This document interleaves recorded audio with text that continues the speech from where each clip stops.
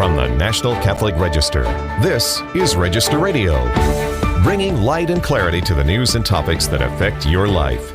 World news this week has been dominated by events in Syria, where the long rule of the Assad regime fell after insurgents entered the city of Damascus and Syria's president, Bashar al-Assad, fled to Russia. To help us understand the gravity of this historic event, we are joined by EWTN News' Middle East and North Africa news editor, Alberto Fernandez, who will give us insights particularly into what this moment means for Syrian Christians. Then, 'tis the season for holiday movies and music. We get a preview of some new faith-based flicks, as well as some classic arts grounded in the true meaning of Christmas.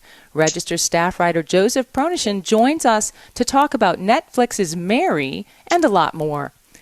I'm Jeanette DeMello, host of Register Radio. I'm together with Matthew Munson, my co-host, and EWTN News' vice president and editorial director. And as I said, we are joined by Alberto Fernandez, a former U.S. diplomat, the vice president of the Middle East Media Research Institute, and a contributing news editor for EWTN News, whose focus is on the Middle East. We are so grateful, Alberto, to have you joining us today on this very important time. Thank you so much. Happy to be on.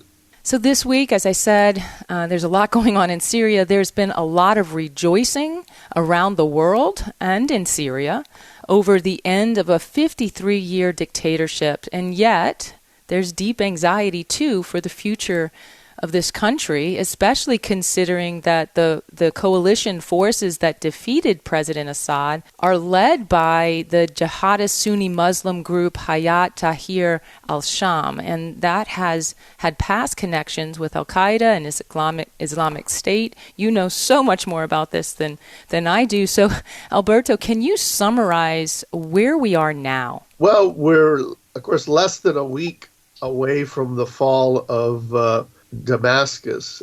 Damascus fell last Sunday on the Feast of the Immaculate Conception, something which Syrian Christians noted and cheered about. You know, it's the end, or it seems to be the end of an incredibly savage, brutal, 13-year-long civil war in Syria that cost hundreds of thousands of lives. Mm-hmm. It's estimated that the Assad regime tortured to death at least 50,000 people in its prisons. Syria is broke. It's bankrupt. People are hungry. There's no middle class. The middle class has been impoverished. So that's why people are celebrating. They actually have a lot to celebrate. The problem, of course, is nobody knows what's coming. People are wary about the future, understandably so. Alberto, for those who are just coming to become aware of what's happening there, can you talk about the history of Christianity in Syria and just how devastating the Assad regime was to them, but also the situation that they're facing now? Well, of course, Syria is an ancient Christian land. Obviously, today, the majority of the population are Muslims, but it goes back to the gospel and goes back to the Old Testament as well. Syria features rather large there. As well. So the roots go way back, the street called Straight in Damascus and all of that. The Assad regime has been destructive to Christians and to non-Christians because of its very nature. It was a brutal dictatorship. It was a kleptocratic regime. Christians in Syria as middle-class people suffered greatly because middle-class people, had a very difficult time under such a regime, especially in the last 10, 15 years. Most Christians have left Syria over the last 15 years. Basically, the population is down about 80%, so only about 20% at most. So you're talking about maybe 300,000 people. There used to be 1.5 million Syrian Christians in 2010. So only a shadow of what used to be remains today. So Alberto, you wrote about this very topic, about the Christians in particular, for the Register as this was happening. It was before Damascus fell when you wrote on December 6th. The title of that article is "For Christians and for Everyone Else, an Uncharted Future in Syria." And then the team that you work with so closely, Asimena, CNA's Arabic language news partner, and of course a part of EWTN News, wrote on December 8th, the day that Damascus was overtaken. They interviewed the bishop there, Bishop Hannah Jalouf, the apostolic vicar of Aleppo and the head of the Latin Church in Syria. Of course, there are many Christian churches there in Aleppo. But he said, "Let us not forget that today is the Feast of the Immaculate Conception, and through the Virgin Mary's intercession, we have reached this moment of joy." And the bells of our churches rang out in Aleppo for the first time in 13 years. So obviously there was a lot of joy. You could see the news of people celebrating in the streets. Christians and everyone are cautiously optimistic. What have you heard from them in particular, and what are they fearing in this moment as well? Well, obviously people fear uncertainty and the unknown, and the fact that the winners, the so-called winners, are motivated by political Islam gives Christians a lot of pause. At the same time, political prisoners, those who are alive, have come out of prison. The major cities of Syria fell almost without a fight. Very few people in the end wanted to fight for the Assad regime, which is, of course, very telling. That the fear that, we're not talking about Christians, we're talking about Muslims now, the fear that people had about the other guys coming to power had lessened. And the people thought that the status quo under Assad was so intolerable, so bad, so poverty-stricken and brutal that they were willing to take a chance on the unknown. I think something that the Assad regime was not expecting. Absolutely. And that unknown is still pressing in on everyone, even as we begin to see some form of government take shape. Of course, part of their concern is over who has led that coalition. The man in particular who has become their leader, who has seemingly united these forces, is Mohammed al-Jawlani, a man who was once a part of the Islamic State and then of al-Qaeda, who seems to have distanced himself from those things. You wrote in your commentary at ncregister.com, "Can a leopard truly change his spots?" And so the U.S., the UN, even these Christians we've been talking about seem to be bracing themselves a little. What should we be looking for? What could happen, and why are they bracing themselves? Well, they're bracing themselves because of this past. Abu Muhammad al-Jawlani, that's his, his nom de guerre, was tied to ISIS and was tied to al-Qaeda. Of course, he broke with ISIS. He broke with al-Qaeda, and he didn't only break with them, he actually fought them when they sent their fighters in to challenge him. I mean, he's a ruthless warlord on the battlefield. That said, politically, he's been rather clever so far and been very, very smart in what he said and how he's behaved. He's projected an image of modesty, of mercy. The problem, of course, is do people believe him? But so far, he's a dropout of the Damascus University Medical School who went off to be a jihadist in his early 20s.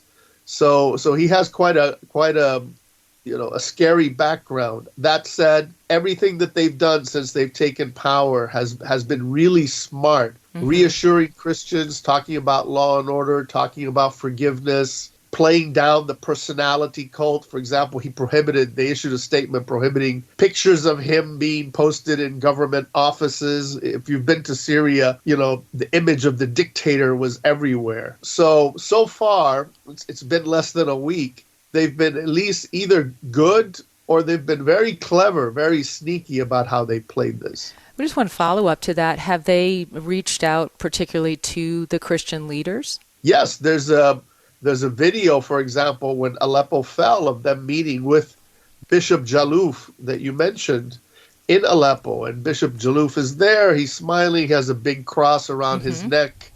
They've also had meetings with Christian leaders in Damascus and in Latakia and other places as well. So as far as meetings and as far as what they've said and reassurances, we can't criticize them, not yet, about those things. Yeah, obviously all of this is not happening in a vacuum. We've got crises all over the Middle East, I think, especially of the situation with Hamas, the situation in Lebanon with Hezbollah, and then, of course, there's Iran. Can you paint a picture of what the fall of the Assad regime means for the region and the prospects of peace or the prospects of more likely war? Well, of course, it's a great defeat for Iran. Iran was used Syria as one of its puppet states, one of the 4 Arab capitals that the Iranians boasted of controlling. So it's a tremendous defeat for Iran. It's a defeat for Russia, which supported the Assad regime. It's a defeat for Hezbollah, the terrorist group, which used Syria as a kind of safe haven. And they were in the drug business. They were in the drug smuggling business with Assad. So all of them lost. It's less clear about who won. The rebels had support from Turkey and from Qatar. The interesting thing about uncertainty about more peace or more war, that's very interesting. Jolani, the rebel leader, has said that what Syria needs now is peace. And of course, he's right. The country is bankrupt. People are hungry. Everything is destroyed. So he said the right thing. It needs peace. It doesn't want to be dragged into any war. And that was an answer to a question about fighting Israel. Now, that doesn't mean that this man or his movement are moderates. It doesn't mean that they're liberals or that they're tolerant. But it does mean that they're smart about the moment in time that they live in. Syria desperately needs foreign help. So they have to act certain ways and they have to project certain things. And it's common sense that a country that's been at war for 13 years needs peace and tranquility. The challenge is whether he can deliver. I know this, I don't want to end with a complicated question, but I am ending with a somewhat complicated question. What do you think they need most from the international community, Alberto? Well, they need 2 things. They need tangible material support for the Syrian people who are in a terrible state. I mean, just a kind of humanitarian support for the Syrian people. That's the one part. The other part is they need cautious engagement, it can be direct or indirect, with those in power to make sure that they don't go down certain paths of extremism, of violence, of intolerance. In other words, I do think that they can be encouraged or pushed to go in the right directions. So kind of, engage with them, but, as President Reagan said, trust but verify. Don't trust them, but do engage with them. Absolutely. And of course, they need our prayers. And so, Alberto, we are so grateful for your insights into what is happening in Syria and the Middle East. We invite our listeners to go to ncregister.com and read the coverage there. Alberto's commentary is for Christians and for everyone else, an uncharted future in Syria. Thank you so much for being with us. Thank you. God bless. You've been listening to Register Radio on EWTN Radio. Next, we'll be talking about holiday films and art with Joseph Pronechen. Stay tuned to Register Radio here on EWTN. Let's return to Register Radio on EWTN. Welcome back. I'm Jeanette DeMello, host of Register Radio, together with Matthew Bunson, my co-host and EWTN News' vice president and editorial director. As we wind down in this Advent season and as Christmas approaches, it's always a little bit of a challenge to keep focused on the reason for the season. And of course, sometimes holiday music doesn't help. But Joe Pronechen, the Register's longtime staff writer for the Register, has some holiday art, music and film and whatnot that can actually help us focus a little bit. And so we're going to focus on that in this segment. Matthew is the movie buff among us. And so, Matthew, I'm going to pitch it over to you to talk to Joe about some of these great films. Yeah, Joe, when we're talking about Christmas movies, first, thank you for your review of the more recent films. I know you've been very focused, especially on the new film about Mary. I'm tempted sort of to ask you first, is Die Hard a Christmas movie? But I won't go there, unless you want to answer that question. But let's start though with the new Mary movie that Netflix has done, starring Noah Cohen, and I know that Anthony Hopkins is in it. There obviously have been quite a few movies on Mary over the years, but what were you expecting when you heard that Netflix was making a new movie about the Blessed Mother? Well, I was anxious to see it when I heard that, and I was hoping for the best for it. It was coming from a Catholic director, D.J. Caruso, and the people associated seemed to be an okay group, but for the most part, a number of them. And I was thinking that he wanted to treat, as he said, he wanted to treat Mary as a person, a real person that we could somehow associate with. And he was getting a non-Hollywood cast for the most part, except for Anthony Hopkins, so that we could concentrate more on Mary's story. So it seemed like a number of things were falling into place, but I did have misgivings along the way. Once I heard that it went through over 70 rewrites, and I said, that's not a good sign. Too many cooks, in a sense, spoil the broth, and too many rewrites spoiled a script in many ways. And then when I saw that there were more than 20 producers and co-producers associated with it, that got me a little bit on edge, too, because I've never seen a film in all these years of reviewing that had that many producers and co-producers. So, again, it was too many cooks spoiling the broth, I thought. Well, I was going to say, and the director, too, I know Caruso, that you had a chance to talk with DJ Caruso. Probably his most famous film prior to this one was the rather forgettable XXX Return of Xander Cage in 2017. So what did he have to say about making this film? Well, he had wanted to make this film for a while, and he said he's a faithful Catholic. He said in all these years he's faithful Catholic. His good friend was a late bishop in Los Angeles, and they discussed the film with him several times, a number of parts of the film.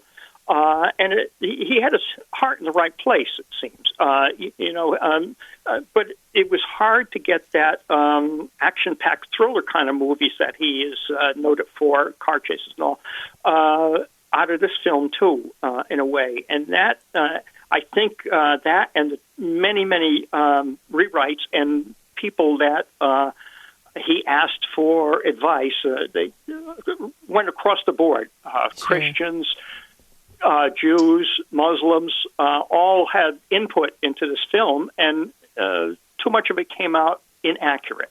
A muddled mess, it sounds like. But I did want to jump in, Joe, because you wrote about it. The piece at ncregister.com is what Netflix Mary gets right and what it gets wrong, and we've talked about this muddle of influences. But what does it get right in your perspective?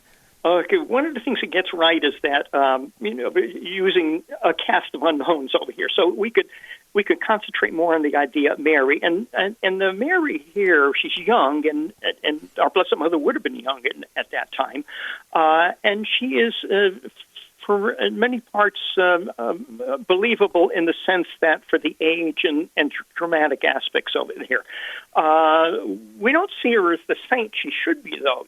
She comes late to class in the temple, and she, almost fluffs that off, like, oh, so what, I'm a little late. But at other times, she seems to be, very much concentrated on the idea of holiness over here. So that's one of the things it gets right. It's very atmospheric. Anna and Joachim, her parents, are done well, and so is Anna and Simeon in the temple. That really plays, the presentation scene really plays out well when it does. Joseph is not so good in here. He's okay. He's passable. He's young, as Joseph should have been. His mother, Angelica, said, because they used the Proto-Evangelium of St. James as a source, as one of the sources. And there he's depicted as an extremely old man. He's 90, I believe. As Mother Angelica loved to say, old men don't walk to Egypt, so therefore Joseph Right. had to be young, and so he's okay over here, but he's a mixed bag over here. At times he's really good, but at times he's an impetuous youth, so that doesn't play as well over here. Anthony Hopkins as Herod almost goes over the top, but actually brings Herod to, the venomous character that he was in real life, he has many scenes in which he is able to do that, and very frightening in some regards, on that. Joe, so the dramatic situations are there, but then they start getting Hollywoodized, and they even go into an action-packed ending. Okay. Well, let me ask you. So, would you recommend people to watch it? I would say people should take it with a grain of salt. I won't say don't watch it, but I would say that watch it with reservations. Remember that there are many liberties taken over here with the film, and they can read if you want me to, I could mention a couple of things biblically that they get wrong. I would actually like to move on to some maybe better fare for this season, but I definitely want to encourage people to go to ncregister.com and read your review, because I think that'll give indications and highlights and important clarifications about the troubling liberties that you wrote about. So that's at ncregister.com, and it's a review of Netflix Mary, and you can find that by Joseph Pronechen. But Joe, you did write about another film that you did recommend, right? Oh, yes. Highly. I Am the Immaculate Conception. A little bit about that. Yes, that will play actually in theaters the 14th, December 14th and December 17th. And look up I Am the Immaculate Conception for a theater near you and the time for that. That is absolutely wonderful. It's a docudrama, so it's part of it is dramatized, and part of it is has commentators. Now, the commentators, you're going to get 100% accuracy here, because the commentators, most of them are from the Marian Fathers, including Father Donald Calloway and Father Chris Alar, and a couple other Marian Fathers and experts. And you're going to learn about Mary, the Immaculate Conception. You're going to see a wonderful portrayal of Mary in this film by a Polish actress, and an accurate a picture of Saint Joseph too. Of Jesus in this film. I think even though there are snippets, so to speak, of Jesus in there, it's excellently done, and it doesn't have Hollywood behind it, and maybe that's a good thing. It's a perfect one to see for the holidays over here, if you want to concentrate on the Blessed Virgin Mary, as we should at this time too. Yeah, no, there have been, of course, many films about the Blessed Mother and obviously Christmas. What are some of your other favorite films looking at the Blessed Mother, but then also your all-time favorite Christmas films? Well, let's see. My all-time favorite Christmas films are so any of the Scrooges, starting with Alistair Sim. George C. Scott plays a little bit different than Alistair Sim, but he is exceptional in that role, and especially when it comes to him realizing that he's made a mess of his life by being such a miser. Albert Finney's musical Scrooge is another take on Scrooge. Excellent take on Scrooge by Finney. And the bonus it is it's got some really clever songs in it. Now, we don't think of Scrooge as a musical, but this has got some really, really clever songs in there. And obviously, It's a Wonderful Life, with that message for all of us that every man counts, no life is worthless, but really touches so many other lives, and their lives would be empty without us. So, and then Come to the Stable is another really nice one that's good for Christmas time, and it's really a Hollywoodized but a very, very well done version of the founding of the Regina Laudis Monastery in Bethlehem, Connecticut. How that happened, and it's just heartwarming, that particular film is. I'm going to So jump that's in the here. best one.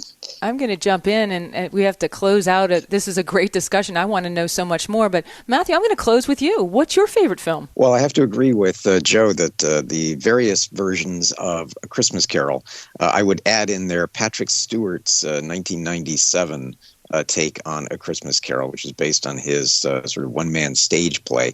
Very, very memorable. But I think, for me, it's odd to say, I go back to the 1977 miniseries, Jesus of Nazareth, with Robert Powell. It was directed by Franco Zeffirelli. The whole first part of it, the first episode, is on the Nativity. And Olivia Hussey's performance as the Blessed Mother is still one of my all-time favorite performances for her, especially the way they do the incarnation, the Annunciation, and then, of course, the incarnation, the Nativity, the arrival of our Lord. Powerful moments made by a brilliant film director. Wonderful. Well, that's wonderful. I'm sorry I forgot to mention that one. That's I agree with you totally on that, Matthew. So remember, for more news, analysis, and all that we've been talking about, you can check out ncregister.com, the National Catholic Register online. Thanks for joining us on Register Radio here on EWTN. Until next week, on behalf of my producer, Rich Jesse, Matthew Bunson, and myself, Jeanette DeMello, may God bless you.